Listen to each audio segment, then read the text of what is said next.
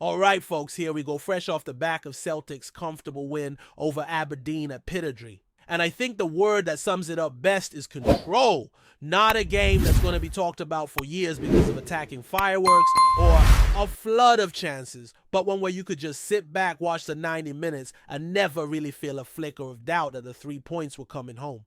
From the first whistle to the last, Celtic had a grip on things, dictating the pace, dictating the rhythm, and making sure the home side never really had the opportunity to turn the game into the kind of frantic scrap they'd have been hoping for. And for a team that's been surrounded by all sorts of noise off the pitch, transfers, injuries, speculation, that ability to go up there, get the job done, and keep a clean sheet is something Brendan Rodgers and the players can quietly take a lot of pride in. Now, that doesn't mean everything was perfect. Brendan himself made it clear afterwards that some of our attacking patterns aren't quite clicking yet. You can see it when new signings are bedding in. Guys like Benji, Negron, who is clearly going to be a big player for us this season, and Kieran Tierney, who's still getting back into the swing of things after coming in. And then there's Daisen Maeda, who hasn't really exploded into life yet in these opening matches. But when you step back and look at the bigger picture, 2 wins from 2 in the league, 2 clean sheets sitting joint top and doing it all, while still looking like we've got another couple of gears to go through, it's a strong platform for what's ahead. One of the talking points after full time was Tierney's shift. He'd actually been unwell at halftime, proper sick in the dressing room, but insisted on going back out for the second half. That tells you a lot about the lad's character. He eventually came off with about 25 minutes left. That looked to be partly cramp and partly the effects of the bug he was dealing with. You'd hope he'll be fine for Friday night against Falkirk, but it's one to keep an eye on. Rodgers was full of praise for him and for Negron, who looks like he's going to score goals and bring a real spark to the side. On the flip side, Adam Ida's afternoon didn't go to plan. You could see moments where the ball just wasn't sticking to him and his confidence looked a bit low. Rodgers was quick to defend him, though stressing that Ida's best football tends to come when he's got genuine competition breathing down his neck, like he had with Kyogo last season. And if you read between the lines there, it's pretty clear the manager doesn't yet see Shun Yamada as that direct rival for the number 1 striker spot. Rodgers praised Yamada's attitude and willingness to improve, but hinted that the squad still needs another striker. Someone first choice caliber, even if not a household name, who can push Ida and give us real depth in that position. If that signing arrives, you could see a pecking order emerge, the new man and Ida competing for starts Yamada as third choice, and perhaps younger options like Johnny Kenny heading out on loan.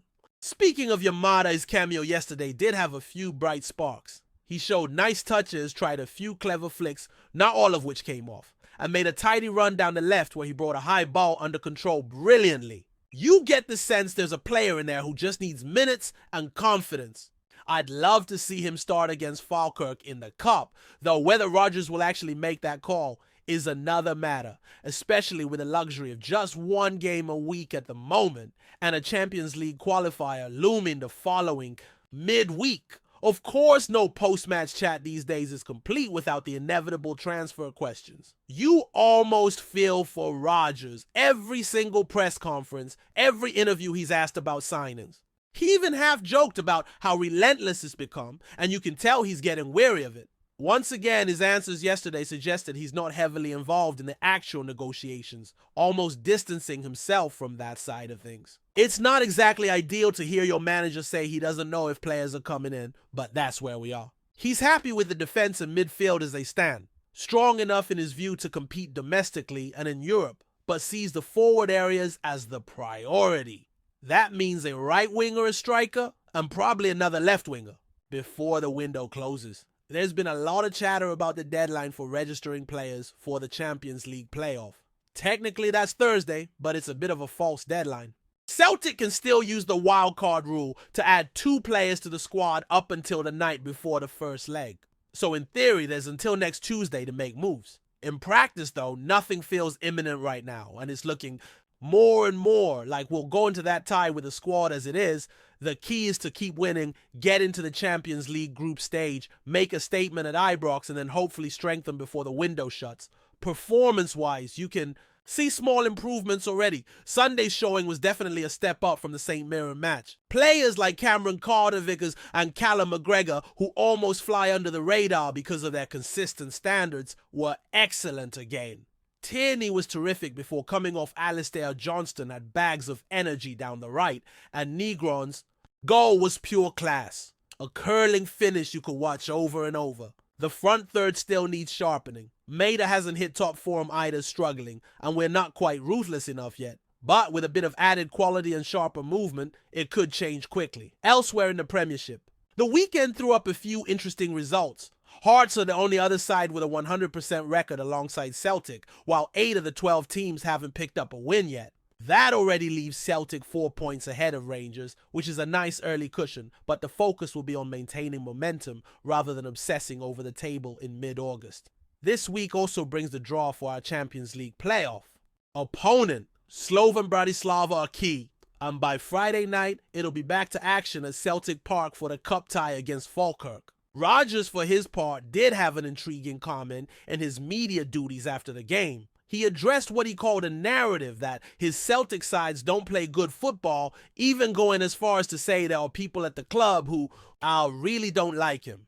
That's a strong statement, and while only he knows exactly who he's referring to, it certainly adds another layer to the atmosphere around the place. For now, though, the focus is simple. Keep the results coming. Build on this solid start and hope the recruitment side finally catches up with the ambitions on the pitch. If the first couple of league matches have told us anything, it's that this Celtic side is still very much a work in progress, but a work in progress that's already getting results.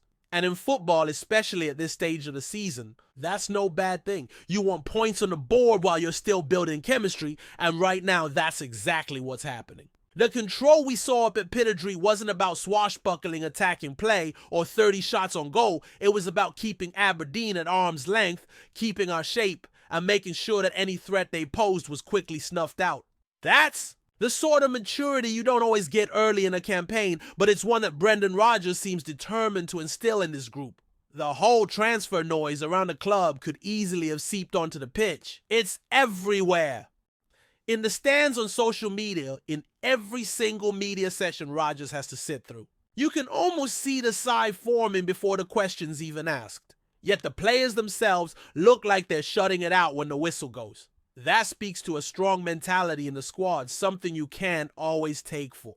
Granted, Rodgers has been clear the backline is set the midfield strong, but we're still short in the forward areas. A quality striker, a natural right winger, may be another option on the left. That's the shopping list. And the fact that he talks openly about competition being the key to getting the best out of players like Adam Ida tells you he wants those. Signing sooner rather than later. Ida himself is in a tricky spot. Strikers live and die on confidence, and right now he's not getting the goals or the bounces to feel on top of his game. The frustrating thing is you can see the effort. The runs are there, the willingness to hold the ball up is there, but the execution's just a fraction off. Compare that to someone like Shun Yamada, who came on with fresh legs and looked like he just wanted to make something happen, running in behind trying to stretch the game. It's raw, but it's something. And if Rodgers does give him a start against Falkirk, it could be the kind of opportunity that lights a spark in him.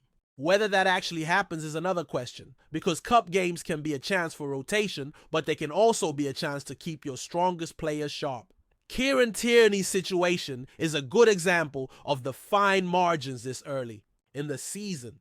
Here's a player who's just come back to the club, already impressing, and then in the middle of a match, he's hit with a sickness bug. Lesser pros might quietly tap out at halftime, but Tierney insists on going back out, gives it everything until his legs start cramping and only then comes off.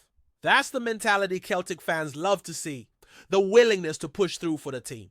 It also shows Rodgers has players in his squad who go beyond the comfort zone when it matters, and that's priceless heading into a run of games where there's no hiding place. One of the side stories that's hard to ignore is Rodgers' comment about people at the club who really don't like him. It's a bold thing to say in public, and whether he's talking about individuals behind the scenes, certain supporters, or even elements of the Scottish media, it's a reminder that the atmosphere around Celtic isn't all sunshine even when the results are good. Rodgers has always had a bit of steel behind the charm, and you get the sense that part of him relishes proving people wrong. If there's a perception out there that his Celtic sides don't play attractive football, he'll want to kill that narrative stone dead over the next few months.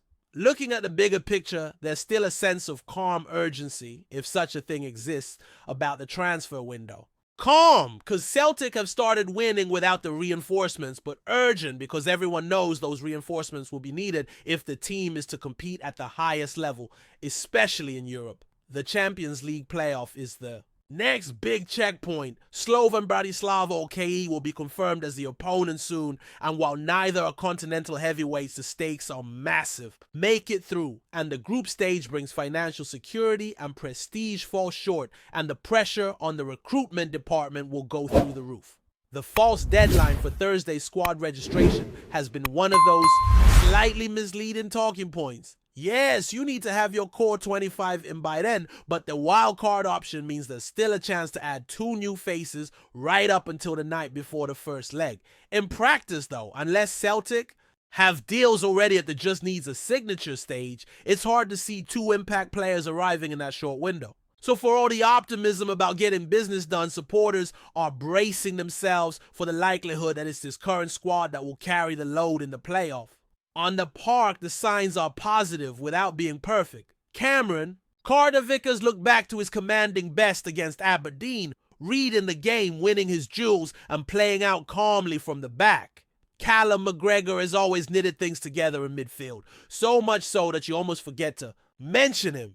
Negron's strike was a reminder that we got players who can create moments out of very little, and Alistair Johnston's engine down the right was relentless. It's just the final third where things tighten up. The movement needs to be sharper, the finishing more ruthless, and that's where the hope is that 1 or 2 quality additions could transform the whole dynamic. Elsewhere in the Premiership, it's been a curious start. Hearts matching Celtic with 2 wins from 2, but a glut of draws leaving most of the league winless so far. Being 4 points clear of Rangers already is a nice bonus, but it's mid-August. There's no trophies for that. The focus is on building form, finding rhythm, and making sure that when those big derby games and European nights roll around, the team is firing on all cylinders. The immediate schedule gives Celtic a rare Friday night at home against Falkirk in the Cup, which will have the fans in early weekend mode, and then it's all eyes on Europe. The Falkirk game also offers Rodgers a chance to tweak things. Maybe. Give your Maida more time, maybe rest a couple of heavy minutes players, but also keep enough strength on the park to avoid any slip-ups. You don't want to undo the good feeling from the league start with a cup shock. The mood among supporters feels like cautious optimism. They can see the control in performances, the resilience, the clean sheets. They can also see the gaps, the need for more spark in attack, the risk of relying too heavily on a small core of forwards. Rodgers, for all the transfer questions, has kept the group focused on the games themselves, and that's a credit to him. But there's an unspoken agreement across the fan base: keep winning now, but make sure the club delivers in the market before the window closes. Because while control is good, firepower is what wins you titles, cups, and European nights that live long in the memory. So here we are, 2 games in, and the story of Celtic's season is already being shaped by what happens off the pitch as much as on it. The league start has been strong, the manager has been quietly combative in his media duties, and the squad has shown it can handle games without ever hitting top gear. The question now is whether the club's decision makers can match that by delivering the players Rodgers clearly wants. If they do, this season has the potential to be something special. If they don't, it will be down to this group, bugs, injuries, transfer sagas and all, to keep that early control going all the way through the challenges that are coming fast. Before we proceed, subscribe to our channel and enable notifications to receive all exclusive news about Celtic FC. Don't miss any details about your favorite team. It's extremely important for Celtic FC fans. The streets around Celtic Park have been buzzing for days, but now the chatter's reached fever pitch with whispers that Celtic FC have all but secured the signing of Dutch midfielder Donny van de Beek. Sources close to the club, though keeping their lips tightly sealed, have hinted that the former Manchester United man has been spotted in Glasgow, supposedly undergoing a discreet medical ahead of a sensational move north of the border. If true, it would be a coup not only for the hoops but for Scottish football as a whole, adding a player with Champions League experience and a proven eye for threading the perfect pass. The rumor mill claims the deal could be structured cleverly, with an initial loan and an option to buy, a strategy the club has used before to great effect. Fans outside Lennoxtown training ground have been sharing grainy phone footage of a man in a dark hoodie slipping into the facility with some swearing. It's the Dutch international himself. Whether these glimpses are genuine or just a work of hopeful eyes remains to be seen, but one thing's certain. The prospect has supporters talking non-stop in pubs, buses, and on every street corner. If Van de Beek would have donned the green and white, he'd arrive with a reputation as a cultured midfielder, capable of controlling the rhythm of a match with his composure on the ball and incisive vision. The former Ajax prodigy was once the toast of Europe after dazzling in Ajax's 2018-19 Champions League run, and while his time at Manchester United has been uneven, many pundits believe Scotland could be the perfect stage for his renaissance. It's said Brendan Rodgers has been a long-time admirer, reportedly impressed by the player's work rate, positional intelligence, and ability to link midfield with attack. And this rumored transfer could add a new dimension to Celtic's play, especially against the compact defences so often encountered in the Scottish Premiership. While some skeptics question whether Van de Beek's style will adapt to the physical demands of Scottish football, others argue his technical class could thrive in a team that dominates possession. The chatter suggests training ground plans are already being drawn up, with Rodgers allegedly keen to slot him alongside Callum McGregor in a dynamic midfield partnership. If negotiations are indeed at an advanced stage, Celtic supporters may be witnessing the start of a signing that not only strengthens their squad, but also sends a clear message to rivals about their ambitions. Rumors also swirl that Van de Beek's move is motivated by more than just footballing reasons. Some suggest the Dutchman is eager for a fresh start after enduring frustrating seasons on the fringes at Old Trafford, plagued by injuries and managerial changes. Others whisper that his close relationship with former Ajax teammates, now playing in similar leagues, has encouraged him to embrace a new challenge away from the high-pressure glare of the English Premier League. Glasgow's unique football culture, with its intensity and passion, may provide the spark to reignite his career. Certain insiders claim the midfielder has been quietly learning about Scottish football's history, including Celtic's famous Lisbon Lions, which could be a sign.